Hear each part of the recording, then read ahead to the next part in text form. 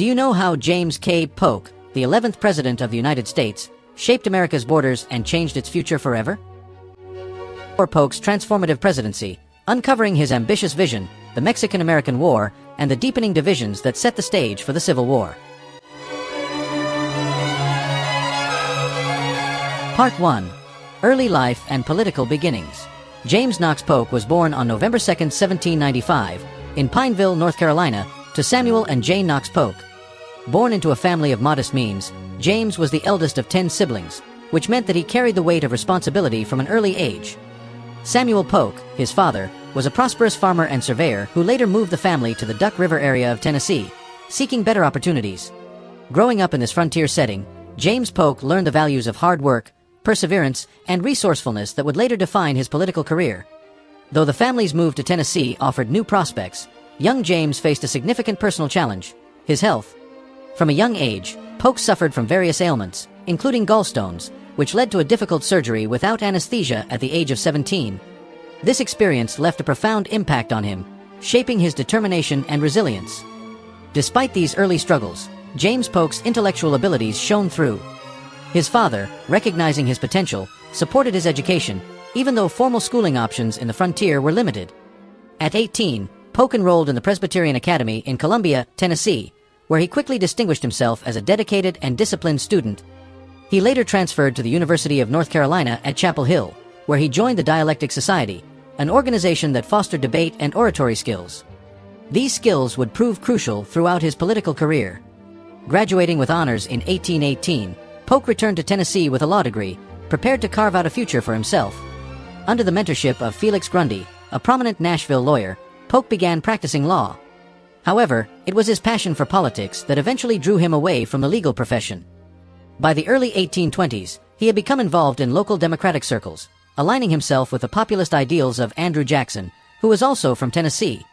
Jackson's influence on Polk's early career cannot be overstated. The two shared a vision of a strong union governed by the will of the people, with a focus on limiting federal overreach. Polk admired Jackson's commitment to expanding democracy for white men and limiting the power of financial elites. This admiration led him to become a prominent voice in Tennessee's political scene, advocating for Jacksonian principles. In 1823, Polk's political ambitions led him to seek a seat in the Tennessee state legislature. His campaign was a grassroots effort, relying on personal connections and local supporters. Polk won his election and quickly made a name for himself as a dedicated public servant. During his time in the Tennessee legislature, Polk championed issues like infrastructure improvements and economic development, focusing on projects that would benefit the state's agricultural economy. His work in the state assembly brought him into closer contact with influential figures in Tennessee politics, further solidifying his reputation as a rising star within the Democratic Party. In 1824, as Andrew Jackson sought the presidency, Polk's loyalty was rewarded with a role in Jackson's campaign, which broadened Polk's political network. Although Jackson lost the controversial election to John Quincy Adams, Polk's alignment with Jackson cemented his reputation as a trusted ally of Old Hickory. In 1825, Polk took the next step in his political career, running for the U.S. House of Representatives. Representing Tennessee's 6th Congressional District, he launched a vigorous campaign centered on supporting Jackson's vision for America. His focus on connecting with voters directly, emphasizing his ties to Jackson, resonated with the constituents. Polk won the election, marking the beginning of a congressional career that would span nearly 14 years. His entry into Congress marked the rise of a new generation of Jacksonian Democrats, dedicated to curbing the influence of elites and empowering the common man. For Polk, his time in Congress was an opportunity to refine his legislative skills and build alliances that would shape the future of the Democratic Party. Polk's time in the House of Representatives coincided with a period of intense political transformation in the United States. The shift from the era of the Founding Fathers to a new generation of leaders like Jackson and Polk reflected broader changes in American society. Issues like the role of the national bank, federal funding for internal improvements, and the debate over states' rights were central to the political discourse. As a staunch supporter of Jackson's agenda, Polk consistently advocated for policies that would limit federal power, reflecting his belief in a government that was closer to the people. His efforts did not go unnoticed. He quickly earned a reputation as a diligent and loyal congressman, qualities that would eventually lead to his election as Speaker of the House. Polk's commitment to Jacksonian ideals positioned him as a key figure in the Democratic Party during a time when the nation's political landscape was becoming increasingly divided. His willingness to challenge opponents and his ability to navigate the complexities of Washington politics showcased his strategic acumen. By 1833, when he was elected chairman of the Ways and Means Committee, Polk's influence in Congress had grown considerably. His work on the committee involved shaping financial policies that would impact the young nation's economy, further aligning him with Jackson's vision of a more independent and self-sufficient America. As the Democratic Party continued to grow in strength, so too did Polk's stature within its ranks. Yet, despite his growing influence, Polk remained focused on the issues that mattered to his constituents back in Tennessee. He often returned home to reconnect with the farmers and small-town residents who had supported his rise, ensuring that he remained grounded in the needs of his district. His understanding of the struggles faced by everyday Americans informed his legislative priorities, particularly his focus on economic policies that supported agrarian interests. This connection to his roots helped maintain his popularity, even as political rivalries in Washington became more pronounced. By the mid-1830s, Polk's alignment with Jackson had placed him among the leading voices in Congress. This period saw him increasingly involved in national debates, including the controversial bank war that pitted Jackson against the Second Bank of the United States. Polk supported Jackson's efforts to dismantle the bank, viewing it as an institution that favored the wealthy and undermined the democratic process. This stance, though contentious, solidified Polk's standing as a defender of the common man and a critic of centralized financial power. His support for Jackson's policies made him a natural choice to succeed him in leadership roles within the party. With his reputation firmly established in Washington and Tennessee, Polk's career seemed destined for further advancement. However, his ambitions extended beyond Congress, where he envisioned playing a more direct role in shaping the nation's future. As the 1830s drew to a close, the stage was set for the next chapter in Polk's political journey, one that would take him back to Tennessee and eventually to the highest office in the land. Part 2. Rise to prominence in Congress. In 1825, when James K. Polk began his tenure in the U.S. House of Representatives, he quickly proved himself a skilled and committed legislator. His election to represent Tennessee's 6th congressional district was a testament to his ability to connect with voters and his alignment with the values of the Jacksonian movement. Polk's early years in Congress coincided with a period of significant political tension in the United States, particularly regarding economic policies and the role of federal power. As a staunch supporter of Andrew Jackson, Polk positioned himself as a key advocate for policies that emphasized limited federal government and the empowerment of the common people. This alignment with Jacksonian ideals would shape his career and influence his actions throughout his time in Congress. Polk's first major legislative battle came with the debate over the controversial Tariff of Abominations in 1828. The tariff, which imposed high duties on imported goods, was highly unpopular in the South, where it was seen as benefiting northern industries at the expense of southern agricultural economies. Polk, like many Southern Democrats, criticized the tariff, arguing that it placed an undue burden on Southern farmers. While he recognized the need for some level of protection for American industries, he believed that the federal government's role in economic matters should be restrained. His opposition to the tariff helped solidify his reputation as a defender of Southern interests in a period of rising sectional tensions. In 1829, with Jackson now in the White House, Polk's role in Congress grew more prominent.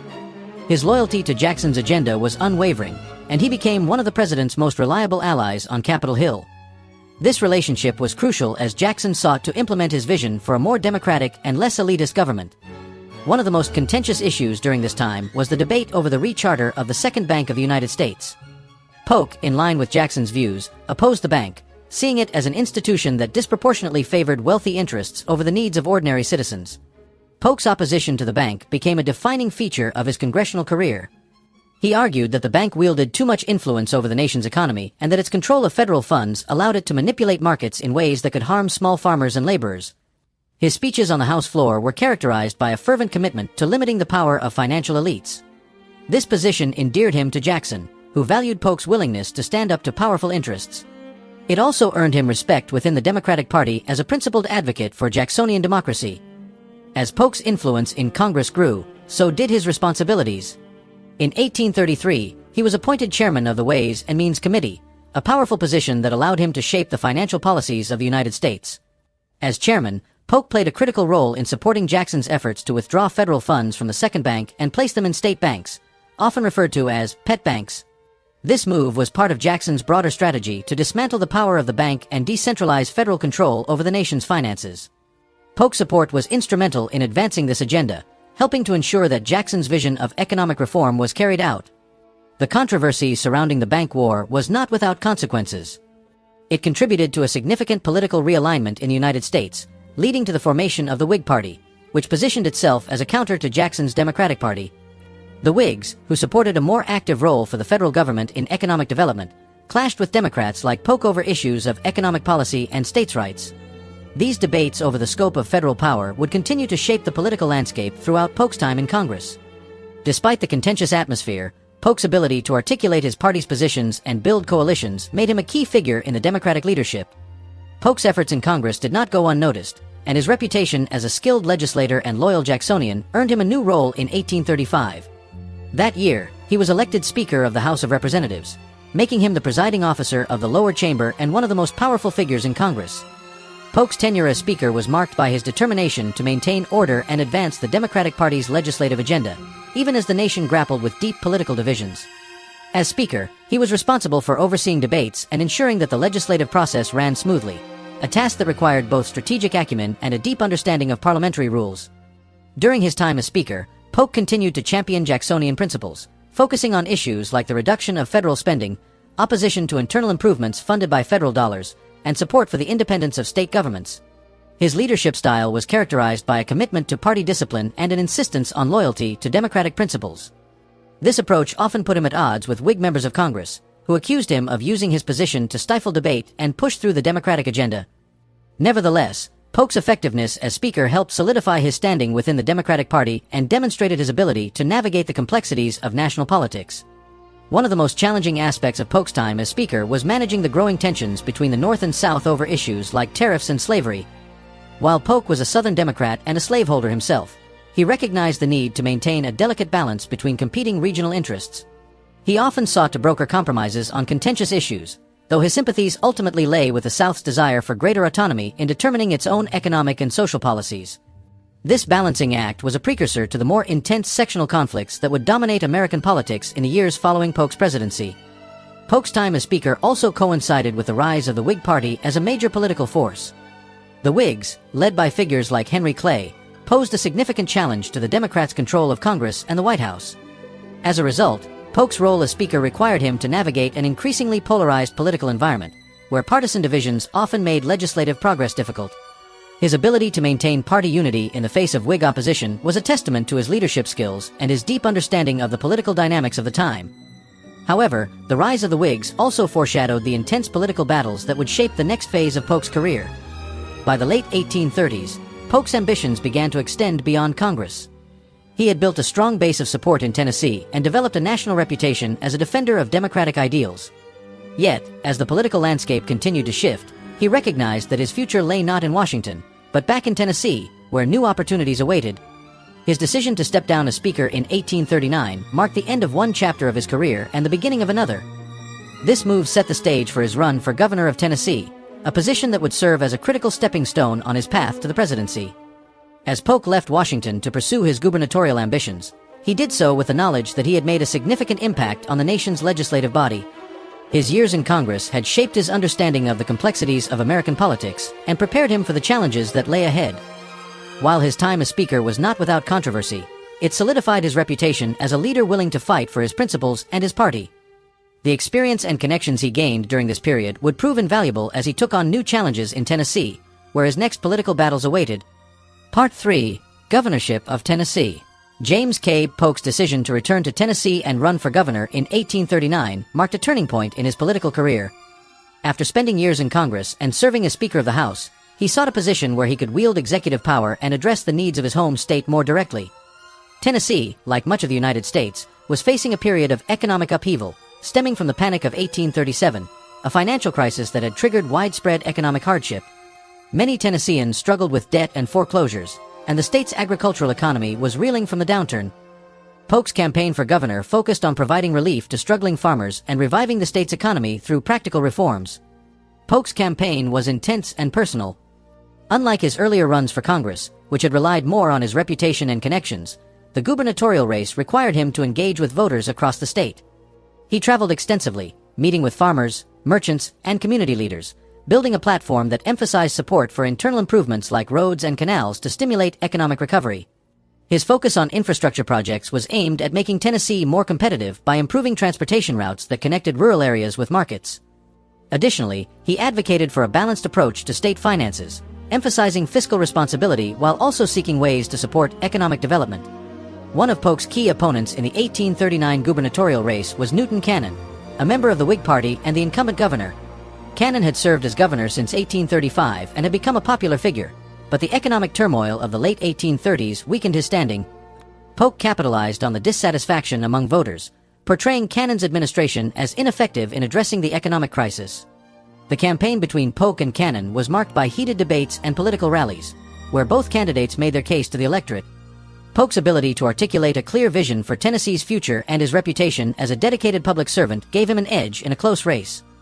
In August 1839, after a hard-fought campaign, Polk narrowly defeated Cannon, becoming the governor of Tennessee. His victory was a significant achievement, not only because it marked his return to power, but also because it positioned him as a rising star within the Democratic Party.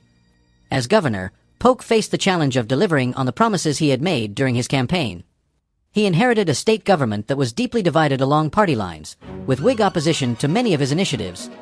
This political environment made it difficult for Polk to enact some of his more ambitious reforms, but he remained committed to his goals. One of the first issues Polk addressed as governor was the state's financial situation. He sought to implement a more disciplined approach to budgeting and state expenditures, aiming to restore confidence in Tennessee's fiscal health. This included efforts to ensure that the state's debts were managed effectively and that resources were allocated to projects that would have the most significant economic impact. However, the broader economic challenges of the time limited the scope of what he could achieve. Despite these constraints, Polk's focus on prudent management and economic recovery helped stabilize Tennessee's finances during a difficult period. Polk also recognized the importance of education as a means of fostering long-term prosperity in Tennessee. He advocated for improvements to the state's educational system, emphasizing the need for better schools and greater access to education in rural areas. Though the state's resources for funding education were limited, Polk's efforts reflected a broader vision of a more informed and capable citizenry. He believed that education was not only a tool for individual advancement, but also a foundation for a more robust and dynamic state economy. While his administration made some progress in this area, it faced considerable opposition from those who prioritized other expenditures. Polk's governorship also coincided with growing tensions between Democrats and Whigs, both at the state and national levels. The Whigs, under the leadership of figures like Henry Clay, advocated for a more active federal government that would support economic development through high tariffs and federal funding for infrastructure projects. Polk, as a Democrat, opposed many of these ideas, favoring instead a model of governance that emphasized state rights and limited federal intervention.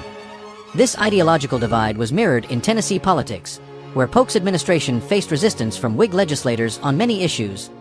The friction between the parties often resulted in legislative gridlock, making it difficult for Polk to pass his preferred policies. Despite these challenges, Polk's tenure as governor saw some notable achievements, particularly in terms of infrastructure development. He supported the construction of roads, canals, and railroads, which were essential for connecting Tennessee's agricultural regions to markets in other states. These infrastructure improvements were seen as critical for revitalizing the state's economy and making Tennessee more competitive within the broader Southern economy. Polk's focus on transportation reflected his understanding of the practical needs of his constituents and his commitment to fostering economic growth. However, many of these projects were slow to materialize due to the state's limited financial resources and political opposition. Polk's governorship was not without setbacks. After his initial success in 1839, he faced mounting difficulties in his efforts to win over a deeply divided state. The economic challenges that had plagued Tennessee persisted, and many of the issues that he had campaigned on proved difficult to resolve. In the 1841 gubernatorial election, Polk faced a strong challenge from James C. Jones, a charismatic Whig politician who capitalized on discontent with Polk's administration. Jones's campaign emphasized themes of economic improvement and criticized Polk's handling of the state's finances. The election was closely contested, but in the end, Jones defeated Polk, bringing an end to his time as governor. Undeterred by his loss, Polk remained active in Tennessee politics and continued to be a significant voice within the Democratic Party. He ran for governor again in 1843, facing off against James C. Jones for a second time. This rematch was marked by an even more contentious campaign, with both candidates trading barbs and making their case to voters. Polk sought to regain the trust of Tennesseans by emphasizing his experience and his commitment to democratic principles. However, the political tide had shifted in favor of the Whigs, and Polk lost the election once again. Despite these defeats, his dedication to public service remained unwavering. While his time as governor had been challenging, it served as a valuable period of growth for Polk. It allowed him to gain executive experience, learn the intricacies of state governance, and strengthen his understanding of the challenges facing everyday Tennesseans. The experience also reinforced his commitment to the principles of limited government and fiscal responsibility, which would shape his later actions on the national stage. Moreover, his efforts to connect with voters during his campaigns helped him build a network of supporters who would remain loyal to him in the years to come. Though his time as governor ended in defeat, it set the stage for his unexpected resurgence in national politics. In the aftermath of his losses in Tennessee, Polk returned to his legal practice, but he never lost sight of the larger political landscape. He remained engaged with Democratic leaders and followed national events closely, waiting for the right opportunity to re-enter the political arena. By 1844, the issue of Texas annexation and the expansion of the United States was dominating political discourse, offering a new opening for Polk. As the Democratic Party searched for a candidate who could unite its factions and embrace the cause of manifest destiny, Polk's moment came. His governorship, though fraught with challenges, had prepared him for the next and most defining chapter of his life: his run for the presidency. Part 4. The election of 1844, a dark horse candidate. In the lead-up to the 1844 presidential election, the political landscape of the United States was in a state of flux. The Democratic Party found itself divided over the issue of Texas annexation and the expansion of slavery. The party's initial frontrunner, former President Martin Van Buren, opposed the immediate annexation of Texas, believing that it would lead to a war with Mexico and exacerbate sectional tensions between the North and South. This position made him unpopular among Southern Democrats, who saw the annexation of Texas as a way to expand the influence of slavery and secure new territories for agricultural development. Meanwhile, the Whigs had nominated Henry Clay, a seasoned statesman and the architect of the American system, which emphasized internal improvements and a strong federal government. As the Democratic National Convention convened in Baltimore in May 1844, it quickly became clear that Van Buren could not secure the necessary two-thirds majority for the nomination. His stance on Texas alienated a significant portion of the Southern delegates, creating an opening for a compromise candidate. That candidate turned out to be James Cade Polk, who, until that moment, had been considered a long shot for the presidency. Polk had been hoping for a nomination as vice president, but his staunch support for the annexation of Texas and his alignment with the party's expansionist wing made him an attractive alternative. The convention shifted its focus to Polk, who became the first dark horse candidate in American history to receive a major party's nomination for the presidency. Polk's nomination came as a surprise to many, including Polk himself. He had spent the years following his defeats in Tennessee rebuilding his standing within the Democratic Party, but he had not anticipated being elevated to the top of the ticket. Yet, he embraced the opportunity with enthusiasm, recognizing that the issue of territorial expansion was resonating with the American public. Polk's platform centered on the concept of manifest destiny, the belief that the United States was destined to expand across the North American continent from the Atlantic to the Pacific. This vision included not only the annexation of Texas, but also the reoccupation of the Oregon Territory, which was then jointly administered by the United States and Great Britain. Polk's campaign slogan, 54°40 or fight, captured his commitment to asserting American claims over the entirety of the Oregon Territory up to the latitude of 54 degrees, 40 minutes. This bold stance appealed to voters who saw the West as a land of opportunity and prosperity. The slogan also served as a counterpoint to the more cautious approach of Henry Clay, who advocated for a more diplomatic resolution to territorial disputes with Britain. Polk's willingness to take a firm stand on expansion helped him gain the support of voters in the western and southern states, who were eager for new lands to settle and cultivate. However, his stance on Oregon also heightened tensions with Great Britain, creating the risk of another international conflict. Polk's commitment to Texas annexation was equally clear. He argued that the addition of Texas would strengthen the United States by providing new lands for settlement and expanding the reach of American influence. Polk's position aligned with the desires of many Southern voters, who saw Texas as an opportunity to extend the institution of slavery into new territories. At the same time, his focus on expanding American territory also found support among Northern Democrats who were eager to see the United States fulfill its continental aspirations. While the issue of slavery's expansion into Texas remained a contentious topic, Polk managed to appeal to a broad coalition of voters by emphasizing the promise of new opportunities in the West. The election campaign of 1844 was marked by intense rhetoric and sharp contrasts between the candidates. Henry Clay, as the Whig nominee, warned that the annexation of Texas would lead to war with Mexico and deepen the divide between the North and South. He emphasized his vision of a stable and prosperous nation, built on economic development and a strong federal infrastructure. Clay's reputation as a statesman and his years of political experience made him a formidable opponent. However, his opposition to Texas annexation alienated many Southern voters and weakened his appeal among those who prioritized national expansion. Polk, on the other hand, framed his campaign as a chance for the United States to seize its destiny and grow into a continental power. As the campaign unfolded, Polk's message of expansion and national pride gained traction. He traveled across the country, delivering speeches that emphasized his belief in the greatness of the American experiment and the promise of new territories. Unlike Clay, who maintained a more reserved approach, Polk's active engagement with voters helped him connect with those who felt a sense of excitement about the future of the United States. His campaign also benefited from the support of key Democratic figures, including Andrew Jackson, whose endorsement lent credibility to Polk's candidacy. Jackson's influence, particularly in the South, helped rally Democratic voters who viewed Polk as a continuation of Jacksonian ideals. The question of Texas became even more urgent when President John Tyler, who was serving out the remainder of his term after being expelled from the Whig Party, moved to annex Texas through a joint resolution of Congress.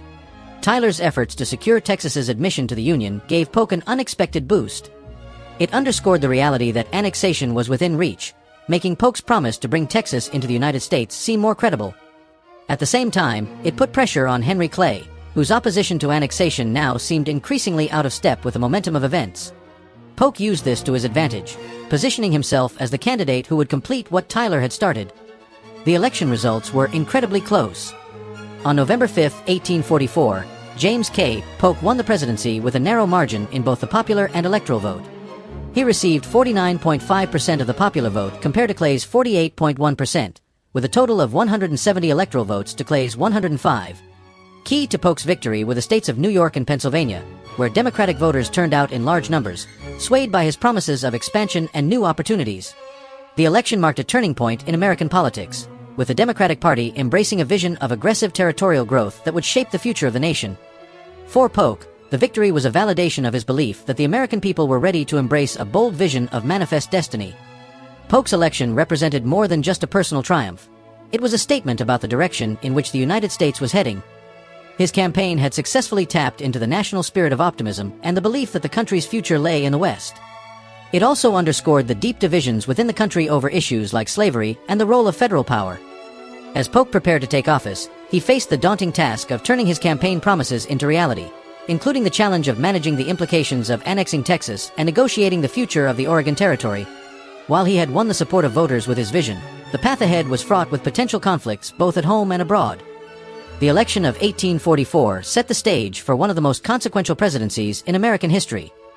Polk's success as a dark horse candidate demonstrated the power of new ideas and the importance of adapting to the changing aspirations of the American people.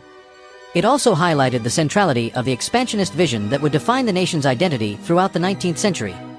As Polk prepared to assume the presidency, he did so with the knowledge that his time in office would be defined by the pursuit of a larger, more powerful United States. This commitment to expansion, though popular among many, would soon test the limits of diplomacy and the fragile balance between North and South. Polk's journey from an underdog candidate to President of the United States marked the beginning of an era that would see the nation stretch its borders like never before. Part 5. Manifest Destiny and the Expansion of the United States. James K. Polk's presidency, beginning in 1845, was defined by his commitment to manifest destiny, the idea that the United States was destined to expand across the North American continent.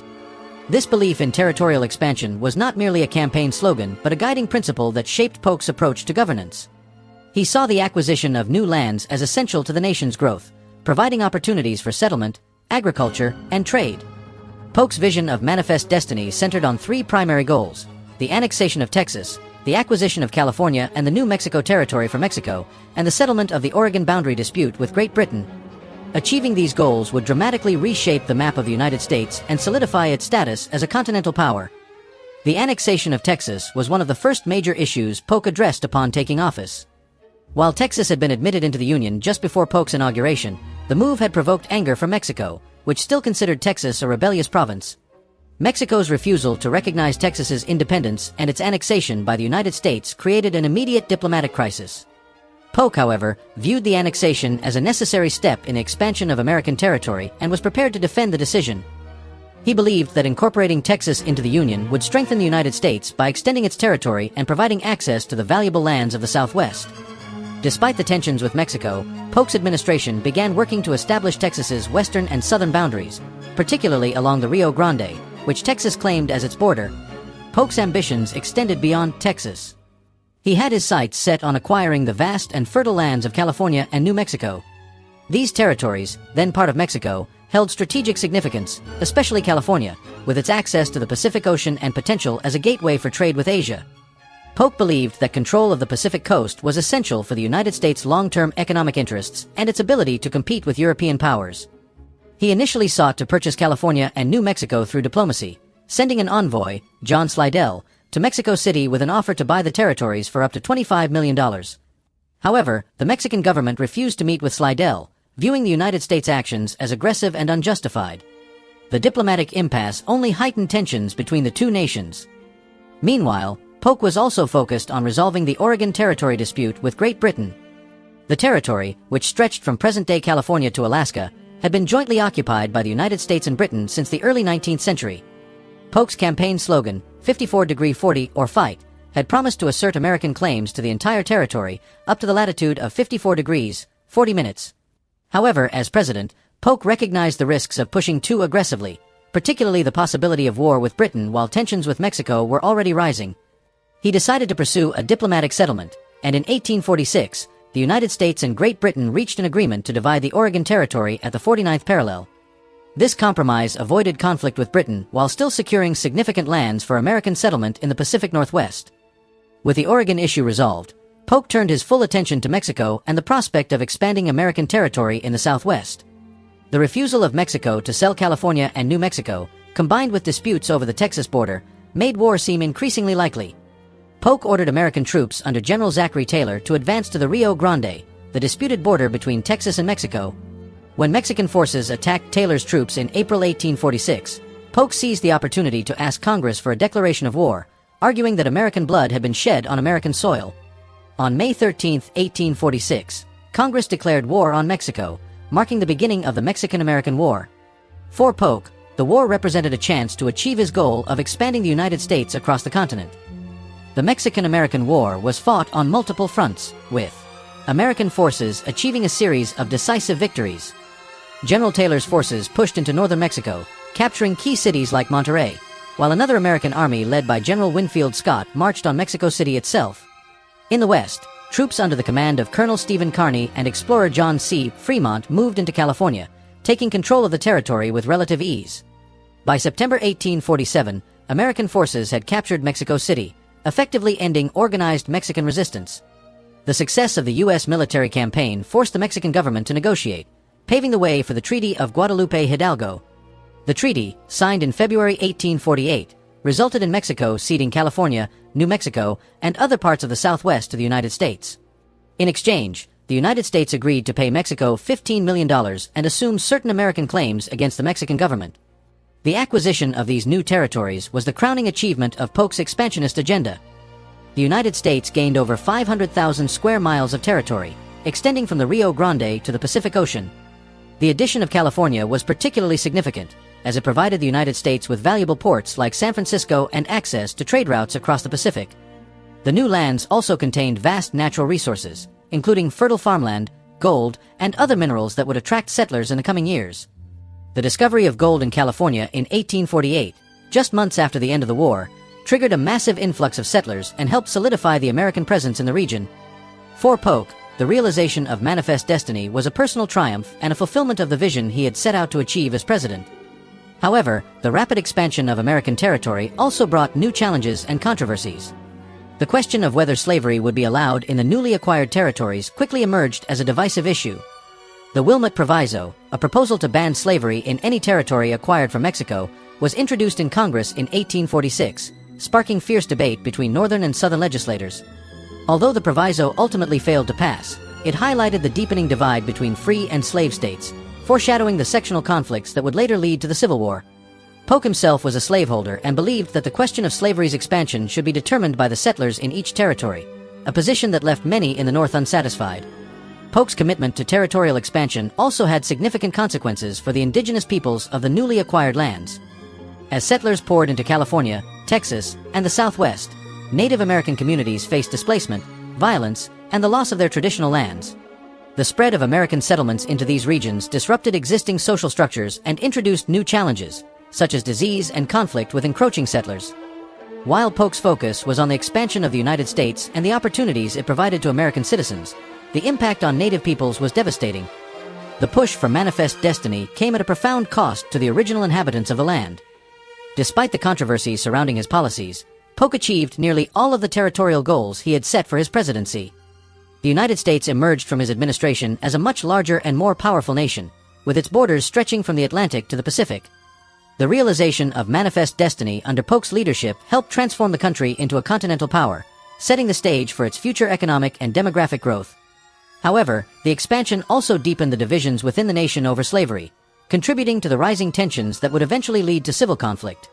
Polk's ability to accomplish his ambitious agenda made him a consequential figure in American history, but it also left a complex legacy that would shape the nation for generations. As Polk's presidency neared its end, he reflected on his achievements with a sense of fulfillment, even as the challenges of managing the new territories loomed large. He had promised to serve only one term as president, and true to his word, he chose not to seek re-election in 1848. Instead, he focused on overseeing the transition of power and managing the initial governance of the new territories. For Polk, the realization of his expansionist vision marked the culmination of a career dedicated to the belief that the United States was destined for greatness. Yet, even as he left office, the nation faced the unresolved questions that his territorial ambitions had brought to the forefront, questions that would soon test the unity of the Union itself. Part 6. The Mexican-American War, 1846 to 1848. The Mexican-American War, which defined James K. Polk's presidency, began against a backdrop of intense territorial ambitions and diplomatic failures. It was a war that fundamentally reshaped North America, redrawing borders and shifting the balance of power between the United States and its southern neighbor. Polk, determined to achieve his vision of a continental United States, believed that the acquisition of California and New Mexico was crucial for American expansion. However, his diplomatic efforts to purchase these territories from Mexico were rebuffed, setting the stage for a military confrontation. The war, which Polk framed as a necessary defense of American honor and territory, quickly became a deeply controversial conflict with lasting implications for both nations.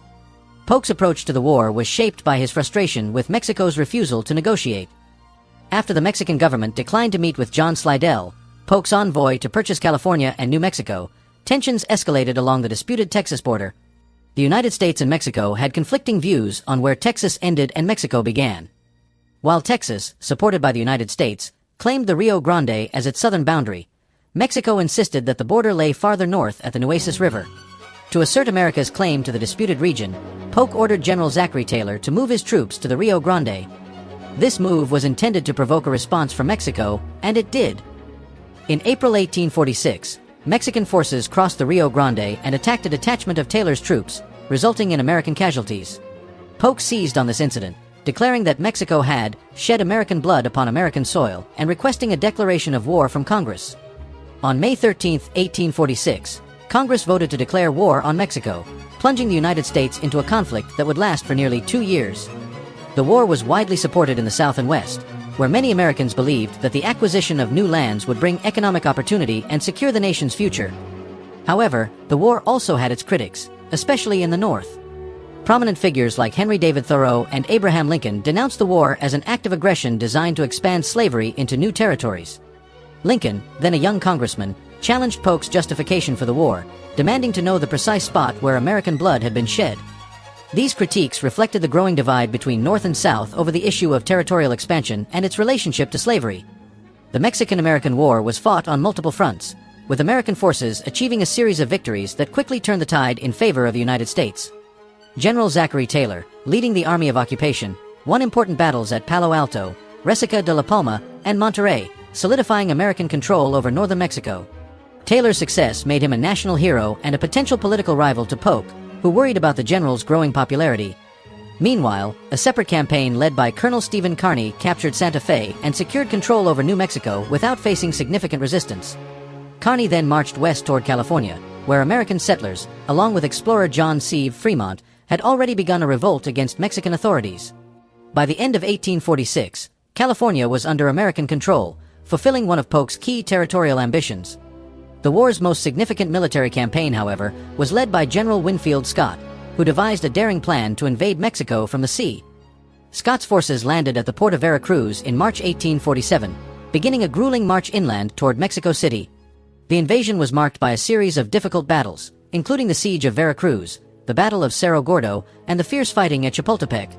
Despite facing logistical challenges and stubborn resistance from Mexican forces, Scott's army captured Mexico City in September 1847.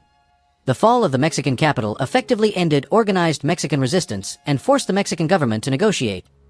The capture of Mexico City was a pivotal moment in the war, demonstrating the strength of the American military and the determination of Polk's administration to achieve its territorial goals. Throughout the war, Polk maintained close oversight of military operations, frequently clashing with his generals over strategy and tactics. His relationship with General Taylor, in particular, became strained as Taylor's popularity grew among the American public. Polk, fearing that Taylor's success on the battlefield might propel him to the presidency, reassigned some of Taylor's troops to Scott's campaign. Despite these tensions, the overall success of the American war effort reflected Polk's commitment to achieving victory. The rapid progress of the American forces made it clear that Mexico could not sustain a prolonged conflict against the better-equipped and better-funded U.S. military. In February 1848, representatives from the United States and Mexico signed the Treaty of Guadalupe Hidalgo, formally ending the war. The treaty was a monumental achievement for Polk's expansionist agenda.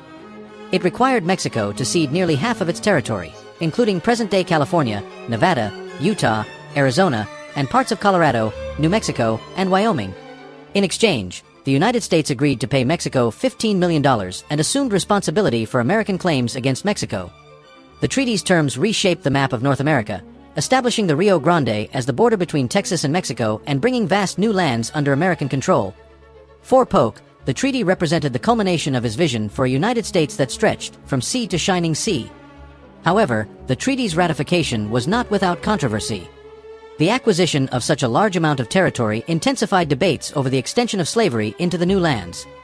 Many Northern politicians and abolitionists feared that the expansion of the United States into the Southwest would provide new opportunities for the spread of slavery, undermining the delicate balance between free and slave states. Polk himself was a slaveholder and believed that the question of slavery's status in the new territories should be decided by the settlers themselves, a stance that would later be known as popular sovereignty. Despite Polk's efforts to downplay the issue, the question of slavery's expansion would dominate American politics in the years to come, sowing the seeds of future sectional conflict. The Mexican-American War had a profound impact on both the United States and Mexico. For the United States, the war represented a significant expansion of territory and influence, fulfilling the dream of manifest destiny. It provided new opportunities for settlement and economic development, especially with the discovery of gold in California in 1848, which triggered the gold rush and drew thousands of settlers westward. However, the war also deepened the nation's internal divisions, as the new territories brought the issue of slavery to the forefront of national debate. The war's legacy would be felt for decades, as the tensions it exacerbated contributed to the outbreak of the Civil War just over a decade later. For Mexico, the war was a devastating defeat. It lost approximately half of its territory, including lands that had been integral to its national identity and resources. The loss of California and the Southwest weakened Mexico economically and politically, leading to a period of internal instability and division. The war also left a legacy of bitterness between the United States and Mexico, as many Mexicans viewed the conflict as an unjust war of aggression. This sense of loss and resentment would shape Mexican-American relations for generations. Despite the war's outcome, Mexico retained a strong sense of national pride and resilience, determined to rebuild in the aftermath of its defeat. Polk's handling of the war was a defining aspect of his presidency, cementing his reputation as a leader who achieved what he set out to do. Yet, it also exposed the limits of his vision. While he succeeded in expanding the United States territory, he left unresolved the contentious issue of how those territories would be governed, particularly concerning the question of slavery. His achievements came at the cost of greater sectional tension and a deepened divide between North and South. As Polk left office in 1849, he did so knowing that he had dramatically altered the map of the United States, but also aware that the challenges of managing the new territories would fall to his successors. Despite the controversy surrounding the war and its aftermath, Polk remained steadfast in his belief that the conflict had been necessary for the growth and prosperity of the United States. He saw the Mexican-American War as a critical step in the fulfillment of America's manifest destiny, a belief that the nation had a special role to play in shaping the future of the continent. For Polk, the war was a means of achieving a larger vision, one that would ensure the United States' place as a dominant power in North America. While the consequences of the war would reverberate long after his presidency, Polk's actions left an indelible mark on the history of the United States and the trajectory of its expansion. Part 7. Economic Policies and Domestic Reforms. While James K. Polk is best remembered for his aggressive expansionism and the territorial gains achieved through the Mexican-American War, his administration was also marked by significant economic reforms and domestic policies. These policies were deeply rooted in the democratic principles of limited federal government and support for free trade. Polk sought to create a more stable economic environment and promote trade relations that would benefit the agricultural interests of the South and West, which formed the backbone of the Democratic Party support. His approach to economic policy was shaped by a commitment to balancing federal budgets, reducing tariffs, and implementing a financial system that would operate independently of private banking interests. These measures, though often overshadowed by the drama of war and territorial expansion, played a critical role in shaping the United States during his presidency. One of Polk's first major economic initiatives was the introduction of the Walker Tariff in 1846. The tariff, named after Polk's Secretary of the Treasury, Robert J. Walker, represented a significant shift from the high protective tariffs that had characterized earlier U.S. economic policy. The Walker Tariff lowered rates on imported goods, reducing the average rate from 32% to about 25%. It aimed to encourage trade by making foreign goods more affordable for American consumers while still generating revenue for the federal government. Polk and Walker believed that a reduction in tariffs would stimulate economic growth by expanding market access for American agricultural products abroad. The tariff was especially popular in the South and West, where many farmers and planters depended on imported goods and sought access to foreign markets for their cotton and other crops. For these regions, the lower tariffs meant cheaper imported goods and a greater ability to trade with Europe. In contrast, the tariff faced opposition from northern manufacturers and industrialists, who favored higher tariffs to protect their goods from foreign competition. Despite this opposition, the Walker Tariff passed through Congress and became law, reflecting Polk's ability to leverage his party's majority to push through key legislation. The passage of the tariff also underscored the Democratic Party's commitment to free trade as a means of fostering economic growth. The Walker Tariff proved to be a success in terms of revenue generation. Contrary to the fears of its opponents, the lower rates led to an increase in the volume of imports, which helped maintain steady income for the federal government. This success bolstered Polk's argument that lower tariffs could be consistent with fiscal responsibility, aligning with his broader goal of reducing federal expenditures and maintaining a balanced budget. Under Polk's administration, the federal government's income from tariffs and land sales remained robust, contributing to the nation's economic stability during a time of significant territorial expansion. The success of the Walker Tariff would influence future trade policies and cement Polk's legacy as a proponent of lower tariffs and free trade. Another key economic reform under Polk's administration was the revival of the independent treasury system. This system had originally been proposed by President Martin Van Buren in response to the financial instability caused by the collapse of the Second Bank of the United States. The independent treasury was designed to separate federal funds from private banking institutions, thereby ensuring that government revenues and payments were managed directly by the Treasury Department. By doing so, the system aimed to prevent private banks from using federal deposits to fuel speculative activities that could destabilize the economy. Polk strongly supported the re-establishment of the independent treasury, believing that it would provide greater control over federal finances and reduce the influence of powerful banking interests.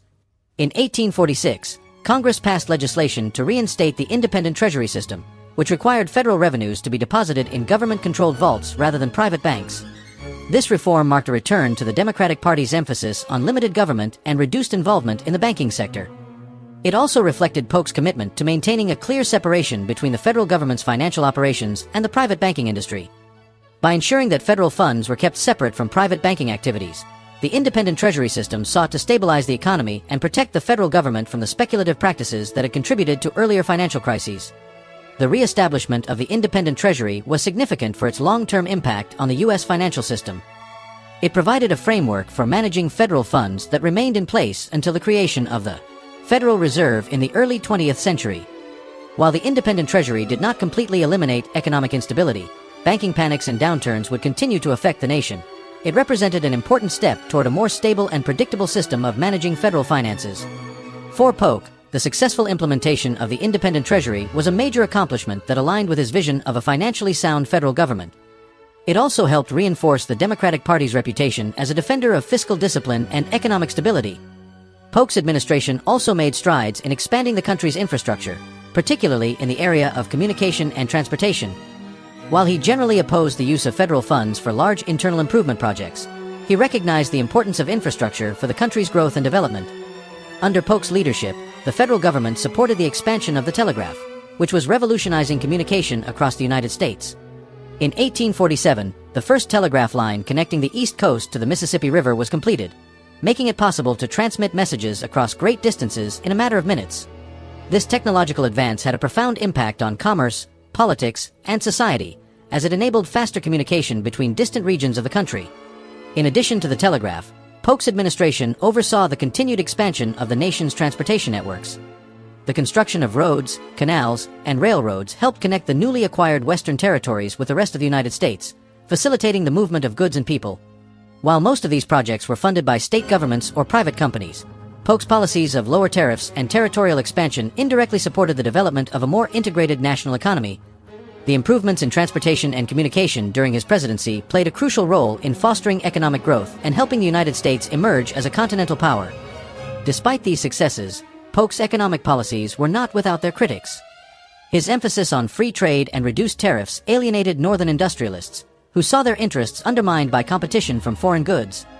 The tariff debates highlighted the regional tensions that were becoming increasingly prominent in American politics. Moreover, the acquisition of new territories from Mexico and the question of their economic integration into the United States raised complex issues about the extension of slavery and the balance of power between free and slave states. These issues, though not directly tied to Polk's economic policies, were intertwined with the broader economic transformation of the country during his administration. Polk's economic reforms also came at a time of significant social and demographic change. The gold rush, which began in 1848 after the discovery of gold in California, triggered a wave of migration to the West. Tens of thousands of Americans, along with immigrants from around the world, traveled to California in search of fortune and opportunity. The influx of settlers rapidly transformed the economic landscape of the region, turning California into a bustling center of commerce and trade. The gold rush not only accelerated the integration of California into the Union, but also highlighted the potential of the newly acquired Western territories. For Polk, the rapid development of California was a validation of his belief that territorial expansion would bring prosperity to the United States. As Polk's presidency drew to a close, he took pride in the economic achievements of his administration. He had successfully implemented key reforms, including the Walker Tariff and the independent treasury system, which helped stabilize the nation's finances and promote trade. His focus on fiscal discipline and limited government aligned with the core principles of the Democratic Party and left a lasting impact on the country's economic policy. However, the rapid expansion of the United States also brought new challenges, including the need to integrate diverse territories and manage the economic and political tensions that arose from their acquisition. These challenges would shape the nation's future long after Polk left office. Polk's ability to achieve significant economic reforms while simultaneously pursuing a bold expansionist agenda demonstrated his skill as a leader and his commitment to a coherent vision for the United States. He believed that a strong, financially sound nation was essential for the fulfillment of manifest destiny and the expansion of American influence across the continent. While his presidency was marked by conflicts and controversies, Polk's economic policies provided a foundation for the growth and prosperity of the United States in the years that followed. As he prepared to leave office, he could reflect on an administration that had not only reshaped the map of the United States but also laid the groundwork for its future economic development. Part 8. Slavery and Sectional Tensions. As James K. Polk pursued his ambitious vision of manifest destiny, the territorial expansions of his administration exposed the nation to new and heightened conflicts over the institution of slavery. The acquisition of vast new lands, including California, New Mexico, and Texas, intensified debates over whether these territories would be free or slaveholding, creating a political landscape fraught with sectional tensions. Polk, a slaveholder himself, believed in the right of states and territories to determine their own stance on slavery, but he could not ignore the deepening divide between the North and the South. Throughout his presidency, the struggle over the expansion of slavery into new territories increasingly consumed American politics, setting the stage for the sectional crisis that would eventually lead to the Civil War. The most immediate source of tension during Polk's presidency was the question of slavery in the territories acquired from Mexico. As American forces advanced into the Southwest during the Mexican-American War, Congress began to debate how these new lands would be governed. The introduction of the Wilmot Proviso in 1846, a proposal that sought to ban slavery in any territory acquired as a result of the war, brought the issue to the forefront of national debate. David Wilmot, a Democratic congressman from Pennsylvania, introduced the proviso with the intention of preserving the new territories for free labor, reflecting concerns in the North that the expansion of slavery would threaten economic opportunities for white settlers. The Wilmot Proviso passed in the House of Representatives, where northern states held a majority, but it repeatedly failed in the Senate, where the balance of power between free and slave states was more evenly divided. The failure of the Wilmot Proviso did not resolve the question of slavery in the new territories. Instead, it exposed the deep divisions within Congress and the country at large. Many Southern politicians, including Polk's allies, viewed any attempt to restrict slavery's expansion as an attack on their rights and a violation of the Constitution.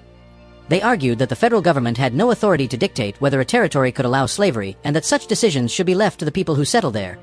Polk, for his part, believed that the settlers in each territory should have the right to decide the issue of slavery themselves, a position that would later evolve into the doctrine of popular sovereignty. This stance allowed him to avoid taking a definitive position on the issue, but it did little to ease the growing tensions.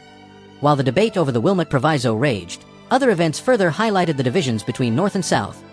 In Texas, which had joined the Union as a slave state in 1845, the question of how far slavery would extend into the newly annexed lands remained contentious. Texas claimed territory as far west as the Rio Grande, which conflicted with the boundaries traditionally recognized by Mexico and many in the North. The status of slavery in these disputed lands was uncertain, and Northern politicians feared that the inclusion of these areas as part of Texas would strengthen the political power of the South in Congress. Polk's administration faced the challenge of managing these disputes while maintaining support from both Northern and Southern Democrats. The issue of California's status became particularly urgent as the Mexican-American War drew to a close. With the signing of the Treaty of Guadalupe Hidalgo in 1848, California came under American control, and the subsequent discovery of gold that same year brought a wave of settlers into the region. The rapid influx of people, known as the Gold Rush, led to calls for the organization of California as a formal territory and eventually as a state. The new settlers, many of whom were from northern states, sought to establish California as a free state, banning slavery from the start. However, the admission of California as a free state threatened to upset the delicate balance between free and slave states in the Senate, which Southern politicians fiercely opposed. Polk's administration tried to manage these tensions by seeking compromises that would maintain the Union. He believed that maintaining a balance between free and slave states was essential for the stability of the country, even as he pursued policies that brought new territories into the Union. Polk's position was that Congress should refrain from imposing restrictions on slavery in the territories, allowing settlers to decide the matter for themselves. This approach, however, failed to satisfy either side. Northern abolitionists and free soil advocates rejected the idea of allowing slavery to expand into new areas, while Southern leaders demanded clear protections for their rights to bring enslaved people into the territories. The challenges of managing sectional tensions extended beyond Congress to the public sphere. Across the country, newspapers, public meetings, and political campaigns were dominated by debates over the future of slavery in America's new territories. The press played a crucial role in shaping public opinion, with publications like Horace Greeley's New York Tribune advocating for the exclusion of slavery from the West, while Southern newspapers defended the right of slaveholders to expand their institution. These debates fueled a sense of grievance on both sides, as many Northerners came to see the South's insistence on expanding slavery as a threat to the principles of freedom and equality, while Southerners perceived Northern efforts to restrict slavery as an attempt to marginalize their way of life. Amid these tensions, Polk's personal stance as a slaveholder in a slaveholding state was a source of both political support and criticism. Polk owned several enslaved people, using their labor on his Tennessee plantations, which made him sympathetic to Southern concerns. While he rarely spoke publicly about his personal views on slavery, his administration's policies generally aligned with Southern interests. This alignment drew criticism from Northern abolitionists and free soilers, who saw his expansionist agenda as a means of spreading slavery into new territories. At the same time, his refusal to fully endorse the most extreme pro-slavery positions left some Southern leaders dissatisfied, as they sought stronger guarantees for the protection of their interests in the newly acquired lands. The tensions over slavery's expansion also intersected with broader debates about states' rights and the role of the federal government. Many Southerners, including Polk supporters, argued that the right to decide the status of slavery in new territories should be reserved to the states and territories themselves, free from federal interference. This emphasis on states' rights became a central tenet of the Southern political ideology, reinforcing the idea that any federal attempt to restrict slavery was an overreach of power. For Polk, navigating these debates required balancing his support for states' rights with his responsibilities as president to maintain national unity. His administration sought to uphold the Constitution as he interpreted it, but the pressure from both sides made compromise increasingly difficult. As Polk's presidency drew to a close, the unresolved question of slavery in the newly acquired territories loomed large over the nation. The end of the Mexican-American War and the rapid settlement of California and the Southwest had brought the United States vast new lands, but the fate of those lands remained deeply uncertain. Polk's insistence on allowing settlers to decide the issue of slavery for themselves left his successors to grapple with the fallout. The debates that had dominated his final years in office would continue to intensify, culminating in the Compromise of 1850, a series of measures aimed at addressing the status of slavery in the West. For many historians, Polk's territorial expansion and his inability to resolve the issue of slavery's expansion created a legacy that was both triumphant and deeply troubled. Polk's handling of the slavery question during his presidency highlighted the growing difficulty of maintaining the Union in the face of sectional conflict. While he succeeded in achieving his vision of a continental nation, the new territories he added came with problems that would test the nation's cohesion. His failure to find a lasting solution to the issue of slavery's expansion illustrated the limits of his leadership, as he focused on the immediate goal of territorial acquisition without fully addressing the long-term consequences. As he prepared to leave office in 1849, Polk knew that he had accomplished much of what he had set out to do, but he also understood that the future of the United States was more uncertain than ever. The deepening divide over slavery cast a shadow over the achievements of his presidency, foreshadowing the challenges that would soon bring the country to the brink of war. Polk's legacy on the issue of slavery remains a subject of considerable debate among historians. While he expanded the nation's borders in ways that would shape its future, he also contributed to the growing discord that made compromise increasingly elusive. His actions during his presidency played a crucial role in setting the stage for the conflicts of the 1850s, as the struggle over slavery and states' rights intensified. For all his successes in realizing the vision of manifest destiny, Polk's inability to address the moral and political challenges posed by slavery left a profound and lasting impact on the nation. The contradictions of his presidency, expansion and division, triumph and conflict, encapsulate the complexities of the United States during a pivotal moment in its history. Part 9. Legacy and the decision not to seek re-election. True to a campaign promise made during his run for the presidency, James K. Polk committed himself to serving only one term in office. This decision reflected not only his belief in the importance of limiting executive power, but also his sense of purpose and focus on accomplishing a specific set of goals during his time in the White House.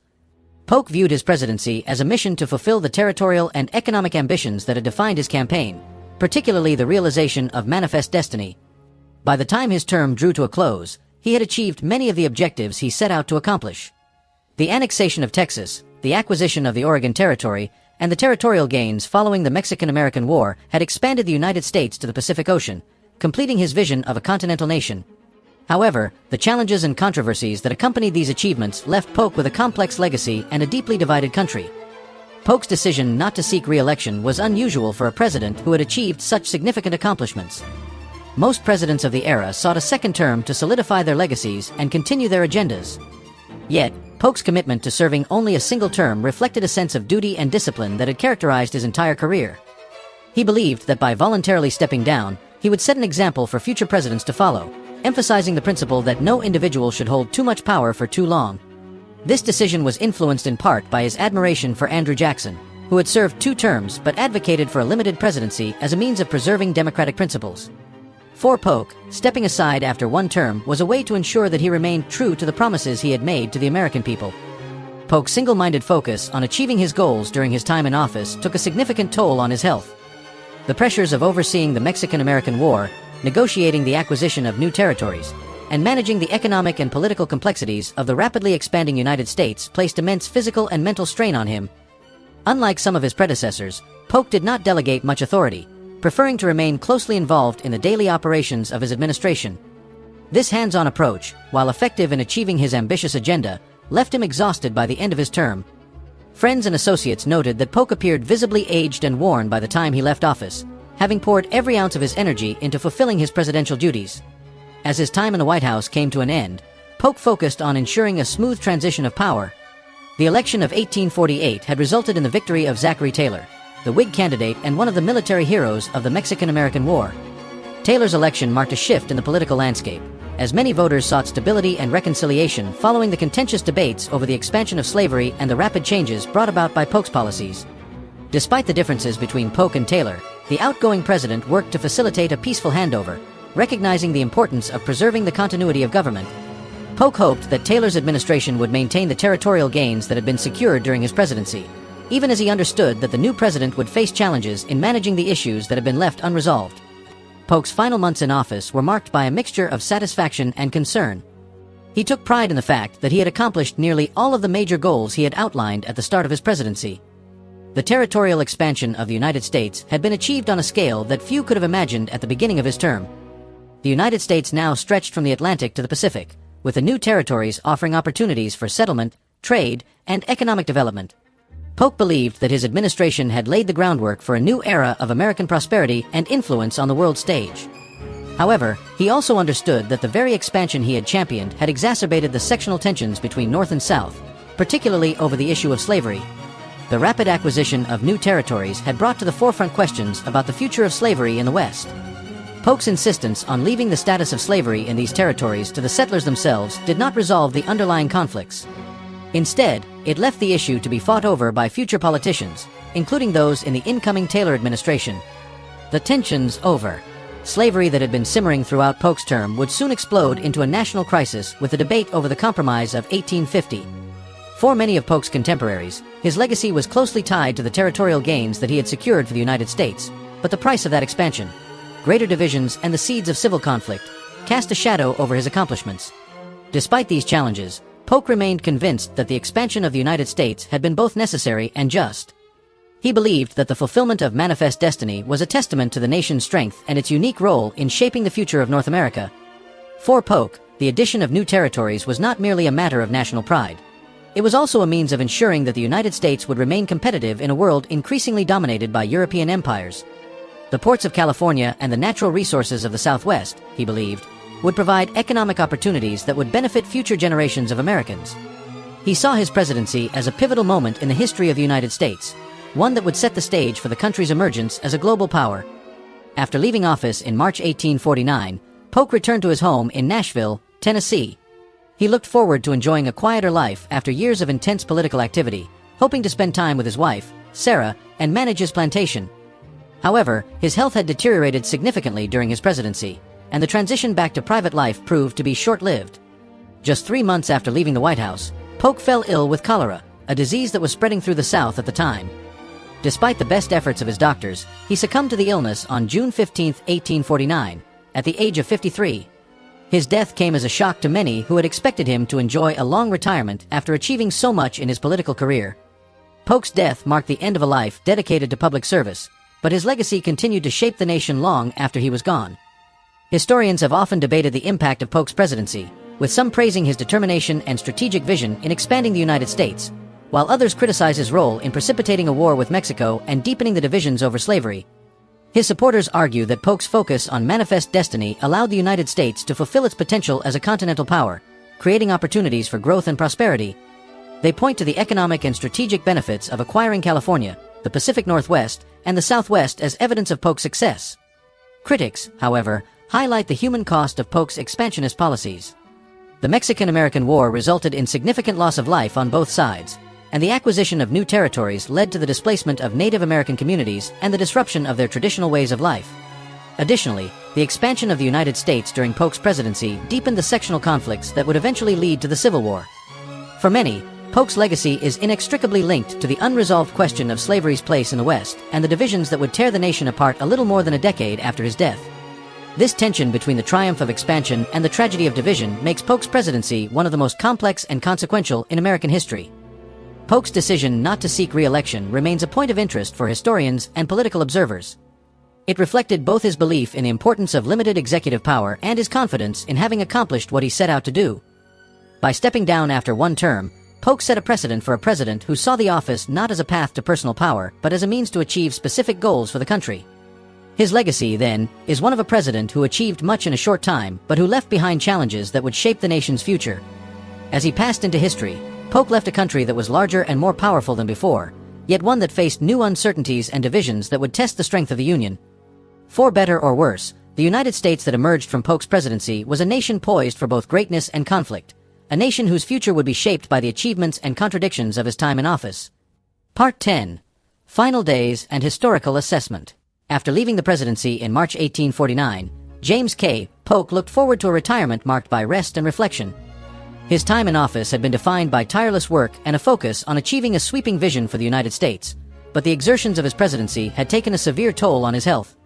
Accompanied by his wife, Sarah Childress Polk, he undertook a tour of the South on his way back to Tennessee, where he hoped to settle into a quieter life at his newly purchased home, Polk Place, in Nashville.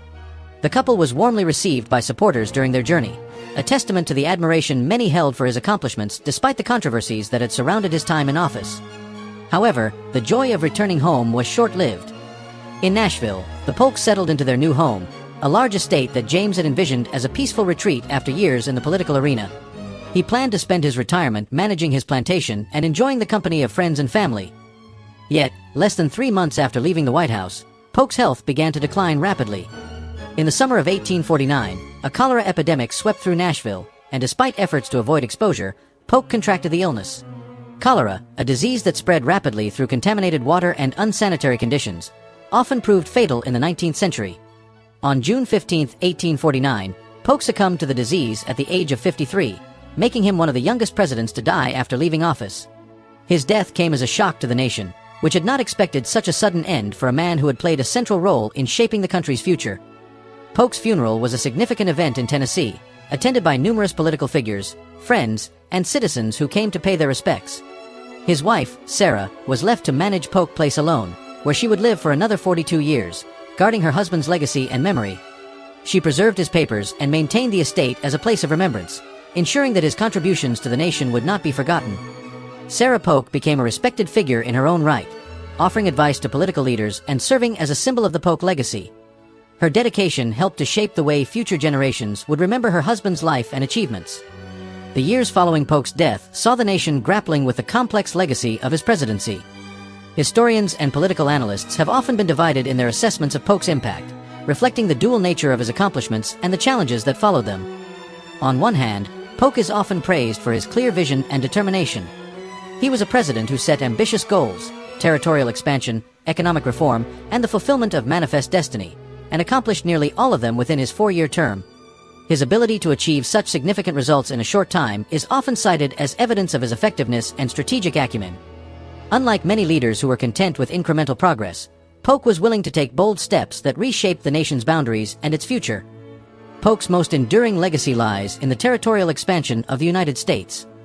The addition of Texas, the acquisition of California and the Southwest through the Treaty of Guadalupe Hidalgo, and the resolution of the Oregon boundary dispute expanded the United States by over 1.2 million square miles. This expansion created new opportunities for American settlers, opened up vast new resources, and solidified the United States as a continental power. The Gold Rush, which followed the acquisition of California, brought an influx of settlers to the West and rapidly transformed the economic and demographic landscape of the country. In many ways, Polk's presidency laid the foundation for the United States' emergence as a global power in the latter half of the 19th century. His achievements in expanding the nation's borders are seen by many as a fulfillment of the promise of manifest destiny.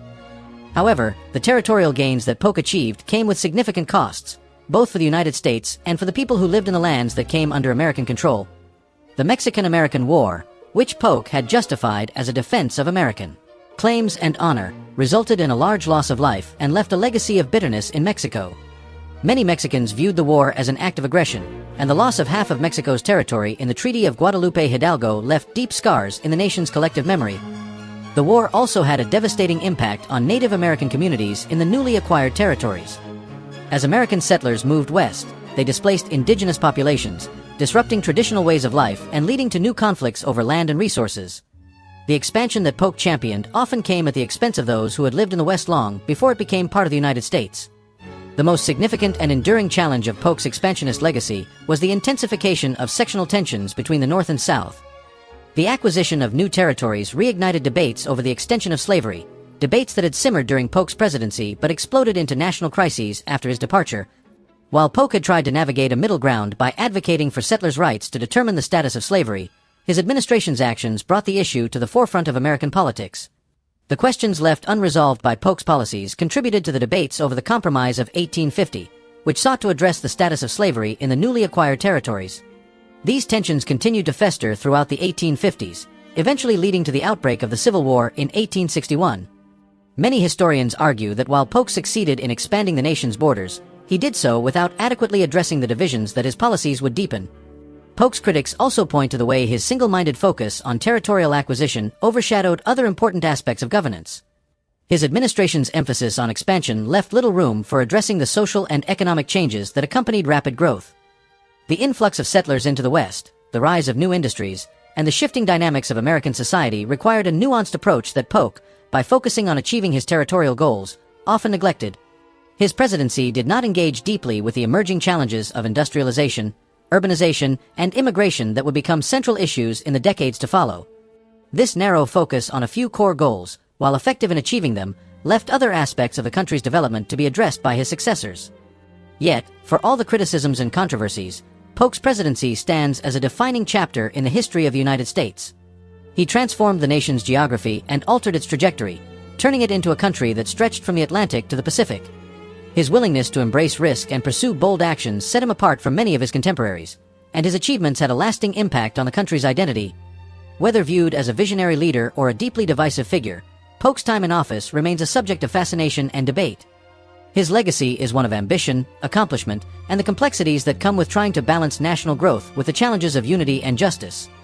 In assessing Polk's legacy, historians often emphasize the contrast between his successes in the realm of foreign policy and his struggles with the domestic issues that would come to define the next generation of American leaders. Polk's belief in manifest destiny drove his vision, but the unresolved issues of slavery and sectionalism haunted the nation's future. The territories he added would become the battlegrounds of the Civil War, a conflict that threatened to undo the Union he had worked so hard to expand. This dual legacy, of a nation made larger and more powerful but also more divided, defines Polk's place in American history. His story is a reminder of the opportunities and challenges that come with change, and of the ways in which the actions of one leader can shape the course of a nation for better or for worse. In the years following Polk's death, his legacy was preserved and debated by those who had known him and by historians who sought to understand the full scope of his impact. Some saw him as a champion of American ideals and a defender of the nation's right to expand. Others viewed him as a president whose aggressive actions and disregard for the human costs of war left a more troubled legacy. Regardless of the perspective, it is clear that Polk's presidency marked a turning point in the history of the United States. His story is one of ambition and achievement, but also of the enduring consequences of decisions made in the pursuit of a grand vision. As the United States continued to grow and change, the legacy of James K. Polk remained a powerful reminder of the complex path that the nation has traveled.